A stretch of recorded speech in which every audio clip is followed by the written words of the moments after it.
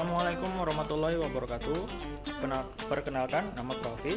Di sini aku akan menjelaskan tentang orang pribadi dan badan sebagai subjek pajak. Nah, apa sih subjek pajak? Subjek pajak adalah pihak yang dimaksud dalam UU untuk membayar pajak.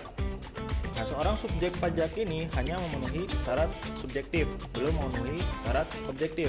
Syarat objektif adalah berupa subjek pajak tersebut menerima penghasilan. Apabila subjek pajak tersebut menerima penghasilan, berarti subjek pajak tersebut telah memenuhi syarat objektif, sehingga subjek pajak tersebut bisa dikatakan sebagai wajib pajak.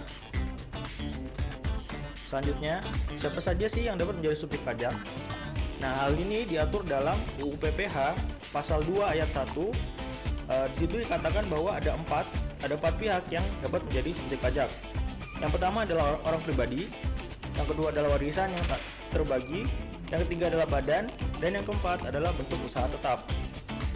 Dalam video ini saya akan membahas orang pribadi dan badan terlebih dahulu. Selanjutnya, berikut adalah pengertian dari orang pribadi atau OP dan badan. Pengertian dari orang pribadi adalah seluruh individu yang masih hidup dan individu tersebut dapat berasal dari Indonesia maupun luar Indonesia. Yang kedua adalah badan. Badan adalah sekumpulan orang dan atau modal dalam satu kesatuan yang menjalankan usaha maupun yang tidak menjalankan usaha. Yang selanjutnya adalah asas-asas penentukan subjek pajak. Dalam PPH terdapat 3 asas untuk menentukan subjek pajak. Asas yang pertama adalah asas domisili atau resident principle. Yang kedua adalah asas kebangsaan atau asas kewarganegaraan atau citizenship principle.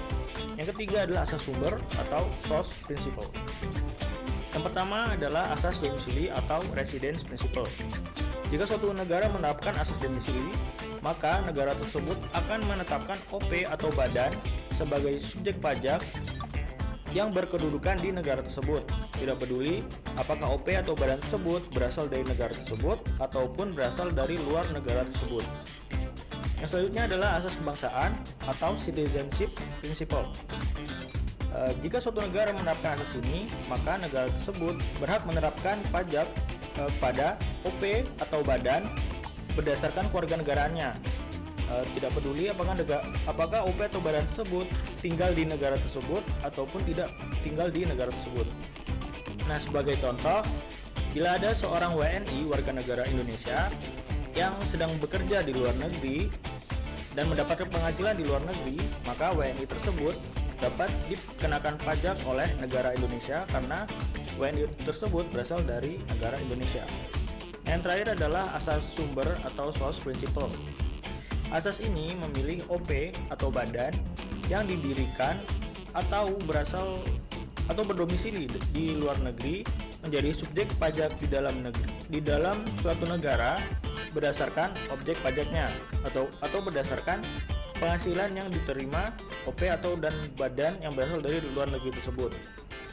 Maka negara yang bersangkutan berwenang untuk menjadikan OP atau badan tersebut menjadi subjek pajak di negara yang bersangkutan. Sekian yang dapat saya jelaskan. Semoga video ini bermanfaat bagi kalian semua. Akhir kata, wassalamualaikum warahmatullahi wabarakatuh.